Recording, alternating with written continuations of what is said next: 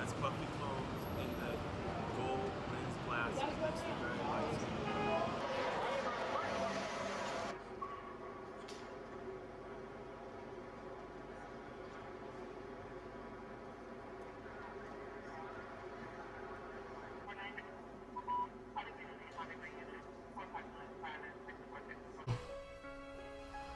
That's how real it is. I think somebody's trying to kill me. I'll be waking up paranoid. I'll be really scared. I'll just be paro. That's just the way I am. You know. You be seeing me. Scared to death.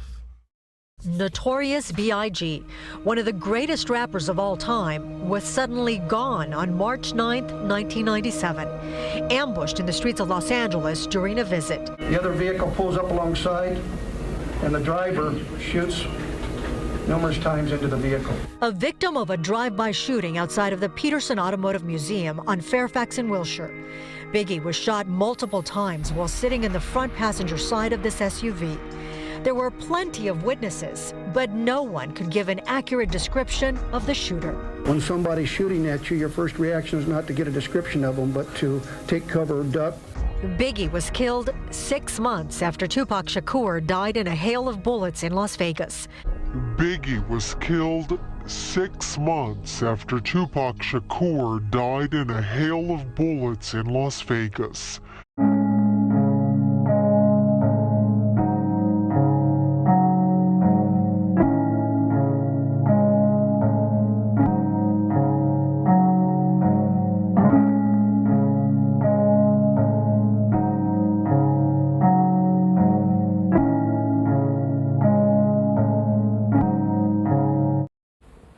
What have you been going through? Honestly, you know, it's been hard. I mean, that's the only way I could describe it, you know, when it wasn't supposed to be like this. Let's talk about that. Tupac Shakur's death about 6 months ago kind of showed how vulnerable rap artists are. Yes. Did Biggie at all feel that his life was in danger? He never told me, I can only speak, he never told me he felt that his life was in danger. That's how real it is. I think somebody's trying to kill me. I'll be waking up paranoid. I'll be really scared. I'll just be paro. That's just the way I am. We always, me and him, we always had conversations, and I'm very close with God, and through our relationship, I was trying to show him how God is his friend, and he was taking in God as his friend, you know, and it was a gradual thing, and he started understanding. He even had got a scripture, you know, tattooed on his arm, and I have this medallion of Jesus that he went and he had got the same medallion of Jesus. What did the scripture say? It said, the Lord is the light of my life. Whom shall I fear? The Lord is my salvation. Whom shall I be afraid? When the wicked, even my enemies and foes, came to eat upon my flesh, they stumbled and fell. Notorious B.I.G. Was his public image a real reflection of who he is? It doesn't seem like it was the way you're talking about him. To be honest, his public image, as far as he was a human being, that's the best way I could describe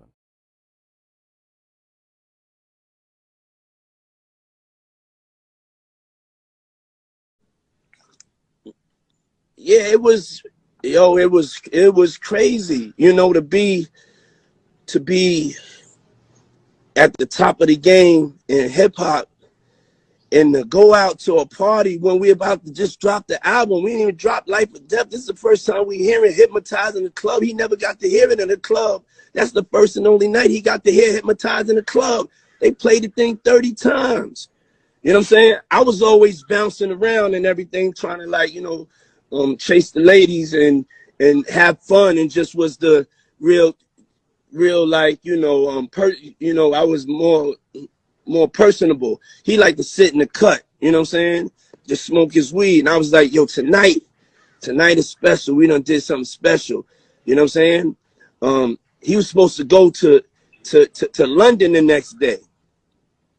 And then he was like, yo, I never get to chill with you, man. We done did something great. Can I just postpone London for one more day? And I was like, nah, you need to go to London. He just missed the plane. You know what I'm saying? And I would just like, and he showed up at the crib I was at, said, what's up? Yo, let's go to the Soul Train joint. And so we there, and he was just like, yo, but tonight though, I want to chill. And so that's why you got all them pictures of us in the cut with the Cristal and all that. We was just chilling. We was just chilling. We was definitely like off our game as far as, you know, the intensity of the situation. You know, we just like, you know, we got loose, just like a lot of cats, you know, get caught slipping. We just felt loose. We felt too comfortable, you know. And so we went out. We had a great night. Heard Hypnotize. They played like 20 times in the club. You know, I was aggressive Puff at that point. So I'm going and grabbing the mic, announcing that shit, turning it over. Yeah, we up in this motherfucker. Yeah, love to LA, love to that, love to the Crips, the Bloods. You know what I'm saying? I'm comfy. You know what I'm saying? Too comfy. And you know, but he got to hear the records. And then when we got out of, when we left out of there, you know what I'm saying, life was changed forever. And I was in a state of like shock, you know what I'm saying? Like I was because this wasn't like a tough guy bumping into nobody. Big ain't mess with nobody. He ain't go and say nothing disrespectful about Pac or Suge or nothing like that. You know what I'm saying? He was just holding his head. You know what I'm saying? Taking the high road to stay focused on the money.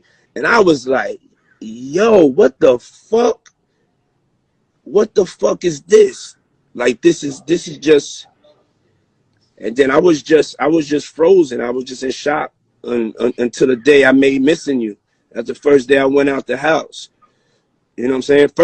First they went and they went and hid me upstate somewhere. You know what I'm saying? Because they were just concerned about me. Nah, like my family. You know what I'm saying? For like 2 weeks. And then I just went home. And, you know, one day I heard the Sting joint.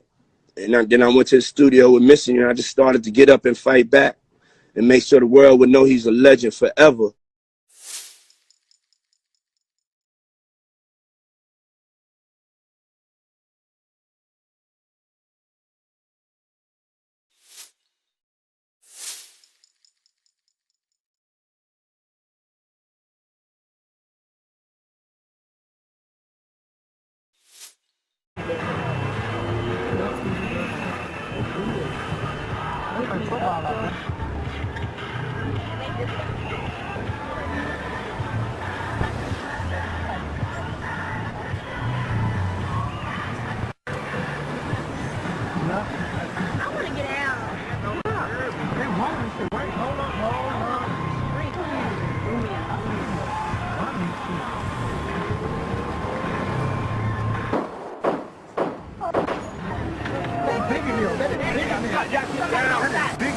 Somebody got shot.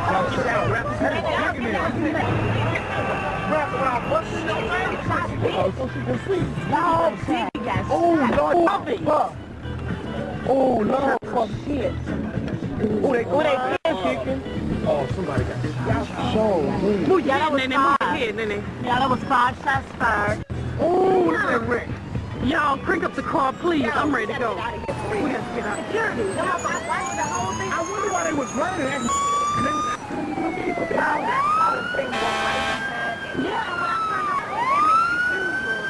Drove up and stuff like, nah, they was already downstairs before we even got there because I made sure they was in front of the door that we came into, so we'll leave and we could just jet up out of there. So now, Big is taking his time to get downstairs and everything like that. It was 23 of us. When I counted, it was 11. So I'm like, yo, where are all these motherfuckers who was with us? And they talking about we lock and load together. And where they at? They had already made a decision to go to Steve Stout's house because he was giving a swim party and a pool party in one of the mansions up in the hill in Cali. So they had already left us there. So that 23 that we was locking and loading together had turned into 11. You understand? So now we come downstairs, Big gets in his car. Puff don't get in the car yet. Puff is acting like he looking for somebody and looking like he's steady trying to go get girls to bring them up to me so we can leave. So I'm like, this ain't like dude right here.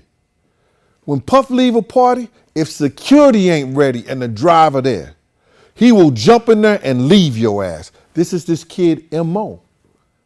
I've been with him for years, but Puff is looking back and forth and going to get girls.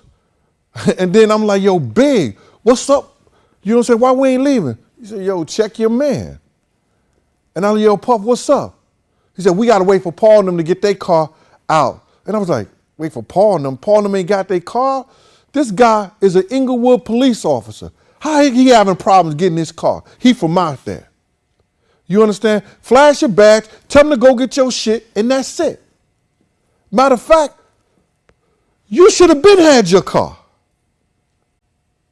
So all those little pictures you see and everything like that, and Puff car getting ready, taking off, I'm the last one getting in the car, you understand? Because we had that exchange right there, you understand? And I got in the car. Now this motherfucker got his seat all the way back. I'm 6'7", he got his seat back, so and like that, he doing that shit on purpose.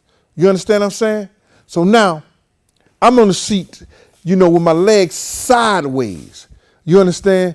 Because this motherfucker won't let his seat up. I tell Kenny was our driver at the time. He's from California. And I said, Kenny, run the next 3 lights. He said, why? I said, Kenny, let me drive then, bro. If you ain't gonna run the next 3 lights, let me drive. And Kenny said, yeah, all right.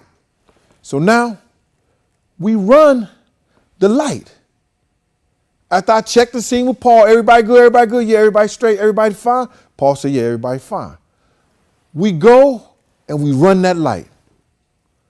As we run the light, Tone, who's in the car with me and Puff, Tone said, Big them ain't coming. Big them stopped at the light. So Tone could see, because Tone was sitting behind me. I could only see in front of me and to the side because I couldn't turn all the way around because of my legs. Tone said, yo, Big them ain't coming through the light. Those 3 girls that was on the side that Big them was talking to, you understand, at the party, they were still talking to him downstairs as we was on the outside. So I guess they were still talking to him on the corner. You understand? Now, we run the light. Big them stop at the light. It was a flashing red light. Big them stop at the light, right? The car that was parked on the corner and Big them got ready to take off is the car. Listen to what I'm saying. It was the car that parked on the corner of the museum. We never left the museum. Big them never left the museum when Big was shot. So when Lil C's and everybody say, your car pull up, yeah, the car did pull up. He was right parked at the corner. The car was parked at the corner. So when Lucille got ready to take off, he got ready to make the right there. Already parked there. Been parked there all night. It was a setup. Nothing beats an ambush. It was a setup. That car was parked there all night. So dude pulls to the side like this and start blasting. Tone say, yo, somebody pointing a gun at Bignum. He sees everything. I'm trying to turn around. So now I go to open my door. When I go to open the door, you hear something go, bap, bap, bap, bap, bap, bap. The fucking Kenny guns the gas. Not going back, going forward. I'm like, yo, Kenny, what the fuck is you doing, bro? He said, yo, somebody shoot. Yeah, they shooting that big nigga. Turn this motherfucker around, Kenny. Kenny, we don't know he's you. Yo, he just said they shooting that big nigga. You understand? So now, Kenny stops the car, backs up, do a U-turn, turn the corner, and start driving towards Bignum. This motherfucker takes off or to the right, driving. He takes off, driving. We stopped the car right in front of Big's car. Pup talking about he ran to the fucking car. Motherfucker, you got out right in front of the car. Because when the guns went off, you grab your fucking head, put your head down in the motherfucking seat of your car. I'm looking at your ass. Tone is looking back, Stevie J is looking back, and I'm trying to look back. I wouldn't be talking to you if it wasn't for Miss Wallace. You know what I'm saying? If she wasn't pouring her heart crying, I wouldn't be saying jack shit to you. You understand? I think, yeah, some of the other people in the whole crew should have came forward. Yeah, I believe that. You understand? Because I believe Big is turning over in his grave because people ain't coming to the forefront for his mother. They knew he loved his mother. He cared for his mother, whatever like that. You understand what I'm saying? Everybody do. Everybody care for their mom. You understand?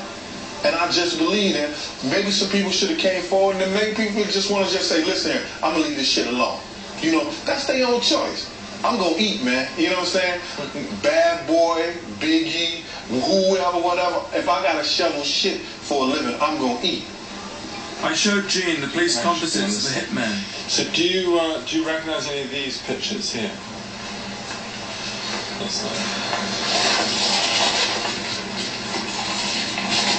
This is the individual that one. This one right here. That one? Yeah. That's the one Lucie's did for the police. That's him right there. That's him? Yeah. That's him? That's the guy that came up to me. That guy? That guy right there. That's him? Yeah. But you ever shown his picture before? That's definitely him, though. Yep. Wow. That's Harry Billups, isn't it? That's who? He's called Harry Billups. Amir Mohammed, right? That's his name. That was the guy.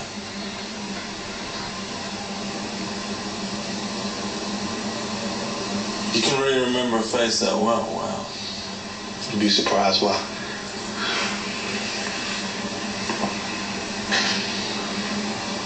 I can remember a face.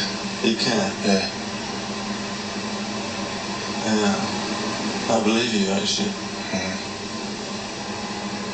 I had him to the T before P called me that morning. He said, a guy in the Nation of Islam shot Big. And I said, yo, dog, he had the blue suit, blue bow tie, white shirt, peanut head, receding hairline, brown skin. He was like, yeah, dog, how you know? I said, the nigga came up to me first. I said, he came to us first. He walked up the Puff van. And I got him off. And he was like, get the fuck out of here. I was like, yeah, straight up for real. He came up there first.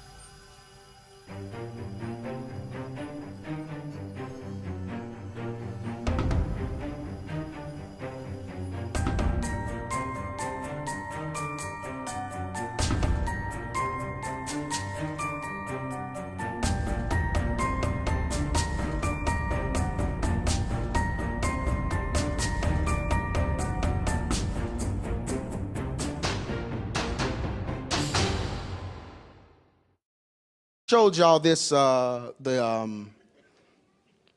old dirty bastard, and like he died the next day, dropped dead. But what I didn't tell y'all was that he had come out with a name for himself called Big Baby Jesus. He said that he was Jesus. And he died. See, that's how the devil does. See, the devil, and one thing you got to understand, the devil always demands a sacrifice. Just like God says, present your bodies unto him a living sacrifice, holy and acceptable unto God, which is a reasonable service. That's what Jesus did on the cross. He offered himself up one for us all. So now we offer ourselves up to God as a living sacrifice. We live holy and acceptable unto him, which is what reasonable service means, what you're supposed to do anyway. You know, we live right for 3 days. We're like, Lord, I live right for 3 days. You ought to bless me. God's like, you supposed to do that.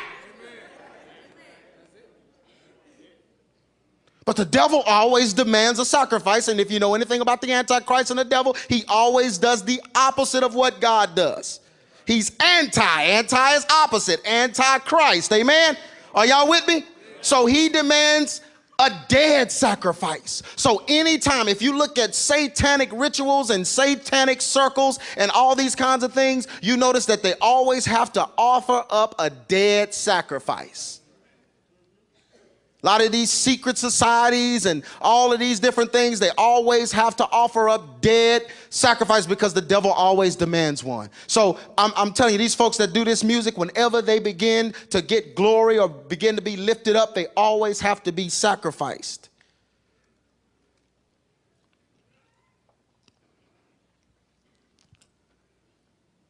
He always demands a sacrifice.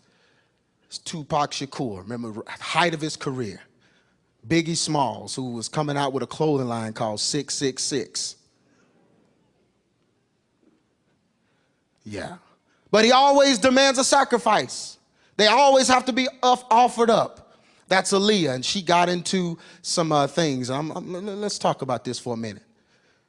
See, one thing you got to realize is, whenever you are serving the enemy, whenever you are glorifying the enemy or bringing attention to the enemy, he always demands a sacrifice. Now, we talked about the yada, the tongue, and how you can speak things into existence and prophesy on yourself. Y'all can't read these words, but I'm going to read them to you. Biggie Small, this is a song he put out right before he died. He said, as I grab the Glock, put it to your headpiece, one in the chamber, the safety's off release, straight to your dome homes, I want to see cabbage. Biggie Smalls the savage, doing your brain cells much damage. I'm ready to die, and nobody can save me. Blank the world, blank my moms and my girl. My life is played out like a Jerry curl. I'm ready to die. Notorious ain't dead. Tupac ain't dead. They exist within me.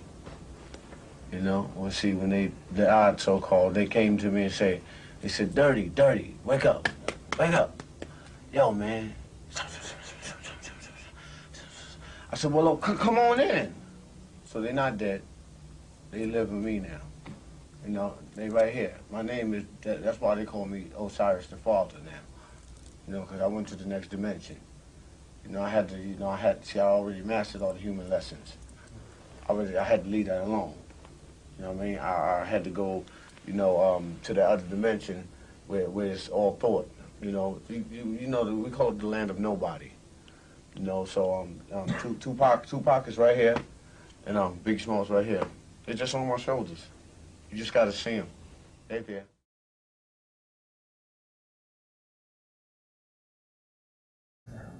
You know what's crazy? I never saw Biggie smile until after he died. And the Hypnotized video came out. Hypnotized. I was like, oh shit! Like a smile brings a whole other light to your your face. Like, I mean, it's kind of hard to explain. I'm really good at words, but it's hard to explain what a smile does for a person. Because you don't just smile with your mouth. You smile with your eyes. Like, you know, like a true smile can be seen even if a person is covering their mouth. You can see the joy in their eyes. And, you know, I was like, wow, man. He was really enjoying his life, and they got taken away from him. So it was then that I cherished a smile. It was then. Wow, wow, thank you for that. I never realized that was the moment that I cherished a smile. Until I saw Biggie smile like hard nigga, Brooklyn nigga, ooh, he shot you. Like, yeah, nigga, get it.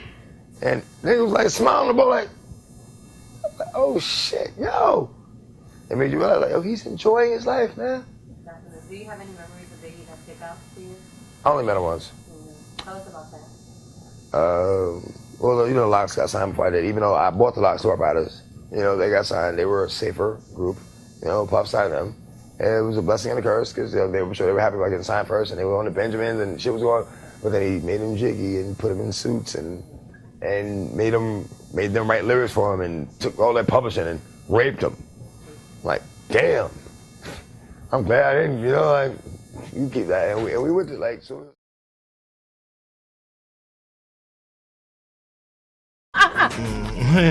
Who killed Tupac and Biggie? You know, I think both of these dudes were assassinated in some kind of way. More Biggie than Tupac. I think Tupac might got killed by a dude that they you know had an incident with earlier that day. But Biggie's seems a little JFK. Governmental. Hey, what's going on with y'all, man? It's Black Balloon coming back with another video. So y'all already know what's going on. Look, it's Sacrifice Sunday. And as I told y'all Friday, I would be back with another video for y'all, man. So, you know, that was it was a Biggie Smalls sacrifice, the notorious B.I.G. I hope y'all enjoyed that video as much as I enjoyed making it, and you know, just going back down the Biggie Smalls rabbit hole. I would say this video, you know, I probably spent the most time just listening to, you know, different stories, different clips, different interviews on this one, because this one was real deep. You know, we gotta thank Gene for actually bringing the truth to the light, because without his statements, without his documentaries and stuff like that, you know, we wouldn't be able to really, you know, pinpoint exactly how Puff like set things up that night and how things really went down, you know, when they were leaving and all, getting in the car and all that stuff, you know, the way that he explained it throughout that documentary. You know, without him coming out, shining light on that stuff, you know, we really wouldn't be able to just, you know, understand like just exactly how everything rolled out that night. You know, of course we know this was a sacrifice. Of course we know the occult was behind it. You know, but Gene really played a part in, you know, just giving us a clear picture of how everything happened that night, because it was planned to the T. You know, Puffy knew everything that was going down. And it's very obvious. It was very blatant, you know. So when I went back over and just started watching a bunch of stuff, you know, I had to catch myself to not get caught in, you know, the distractions and the rumors and this and that and Lil C's, and listen to a bunch of lies, basically, because there was nothing but mass confusion from Biggie's case, from Biggie's sacrifice, and we all know the devil is behind confusion. You know, we all know when things like this happen, like the Big and Pac case, you know, blah, blah, blah, rather you want to believe they're both dead or not, or these were complete hoax, or whatever the case is, you know, whatever you want to believe, we know for a fact the occult and the devil was behind this, because this shit till this day is still confusing to, you know, 90% of people out there, you know, who don't just like to accept what they're given. You know what I'm saying? It's very confusing, bro. There's a lot of different, you know, you get Suge Knight, you know, he hired the dude Poochie, and he's the guy that actually pulled the trigger, you know, but I don't believe that. I don't think Poochie was the one that did it. Why would a guy use his own car that was given to him by Suge Knight to commit the murder end? You see what I'm saying?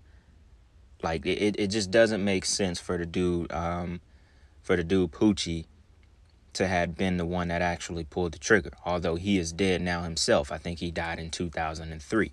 And he might have been killed because he had a part in this stuff. You know what I'm saying? I don't know what part he, his role was in everything, but I don't think he was the trigger man. A lot of people don't. If you really do the research, if you really listen to Gene, Poochie was not the killer. You see what I'm saying? He literally, he described the Muslim guy, which was what was in that clip when the dude showed him the mug shots in the sketch that Lil C's gave to the police. I'm assuming he gave that picture to the police or whatever, right? So I don't believe that story, and that's why I say there's mass confusion. You know what I'm saying? It's left and right, like, it's just taking you one way, taking you another way, so you never even really know the truth. But that's why I say, if you listen to Gene and you just go back and listen to everything he's talking about surrounding the stories, his story never changed. So, I believe a lot of the things that he is saying is, to be true, because I'm very good at spotting body language and, just the eyes, you know what I'm saying? And that's why in that one clip with Puffy, I pointed out that he was lying. Y'all already know, when people go left and right and can't really look someone in the face, they're lying. The body language tells everything, you know what I'm saying? And through watching Gene, I know he's telling the truth, and especially it hit me hard when they say that he got in the car with Diddy that night. Now, of course, he was Diddy's bodyguard. He wasn't Big's bodyguard. But the thing is, the way Diddy set it up, you would think he would have gotten in the car with Biggie instead of Diddy, but he didn't set it up that way. He leaned his chair back on a 6'7" dude to trap him in the car so he couldn't move. That was the whole plot, like how he was saying Puffy was bullshitting to come out the club. Puffy was setting it up, making sure that Biggie was in the spot that he was supposed to be in so the assassination basically could take place. That's why he had Buddy get in the back seat, Gene get in the back seat, and had his seat leaned back on him so he couldn't move. He couldn't jump out the car. He couldn't do anything. You see what I'm saying? It just makes hella sense. That's why he was in that car. That's why Diddy wasn't riding with Biggie that night. Everything that happened from, being in the club or whatever, that last little night when they together was strategically planned. Every single moment of it. And just listening to him tell his side of the story, it made so much sense. Like it really tied all the pieces together for me. You see what I'm saying? Because I was wondering at first, why weren't they in the same car? Why wasn't the bodyguard actually in the car with Biggie? You see what I'm saying? And why would they actually speed through the lights, but Biggie car gets caught at the blinking red light? You know what I'm saying? It doesn't make sense. So it just all seems like this was all set up. This was all planned. They sped through the light, went gone, so Biggie could get caught at the light, and, the killer can come up on side, shoot into the door, and kill Biggie. Clearly, all the shots went through the door that on the passenger side where Biggie was sitting. So obviously this was a hit for Biggie. For nothing else. For nothing else. And that, the part where he was just talking about how Puffy had him in the car, basically damn near trapped in the back seat. Because if you think about it, if he was riding in it wouldn't have went the way it did if Gene was in the car with Biggie. It wouldn't have went the way it did. He said he had the burner in his pants. So he basically already saw who the shooter was. So if you think about it, if he was in the car with Biggie, it wouldn't even have went down that way. He would have been able to shoot back immediately. He would have been able to retaliate immediately. He would have been able to do something. But him being in that car with Diddy, already through the light, gone, they damn near speeding down the road.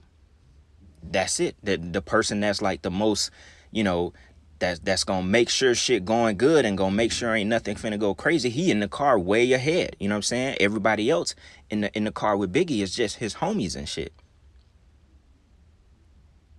So when I heard him say that, I was just like, wow. You know what I'm saying? Wow, like Diddy is a snake. and how he explained that Diddy was just acting unusual, doing extra stuff, trying to get girls and do all this, blah, blah, blah. Like, clearly, this was him setting Biggie up. He sacrificed Biggie. What did Puff do after this? He blew up, man. He blew up. Puff, P. Diddy, whatever you want to call him, he blew up. Demon Diddy blew. You know what I'm saying? I think he his clothing line, what was that? Sean John and all that stuff. You know, or whatever clothing line Diddy had, it blew up. It hit Macy's after that. You know what I'm saying? Diddy just took off. He took off after that.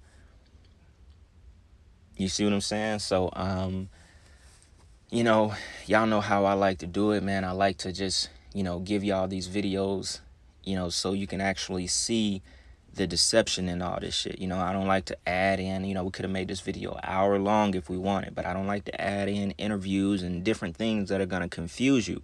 You know, I want you to be able to, like, see the plot, you know, see how this was set up, you know, in the way that I see it, you know what I'm saying? So I try to present it in that way so y'all can understand what's actually going on, you know, which I know a lot of y'all actually do.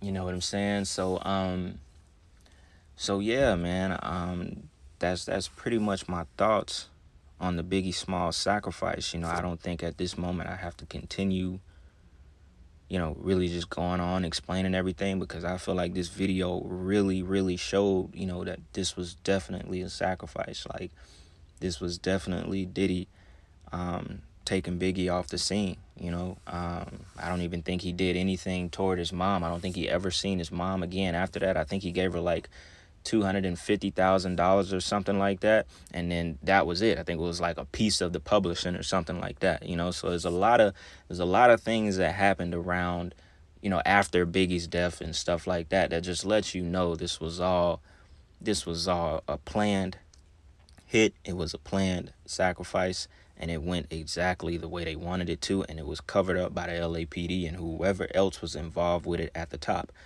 because to this day they're still not a killer. Nobody was ever convicted or anything. You know what I'm saying? So obviously, clearly, you know, these were covered up. These were sacrifices. And yeah, that's that, man. So once again, that was a Biggie Smalls sacrifice. Hope y'all had a good weekend, man. Sacrifice Sunday. It's Black Balloon. And I'm going to see y'all soon. I'm out.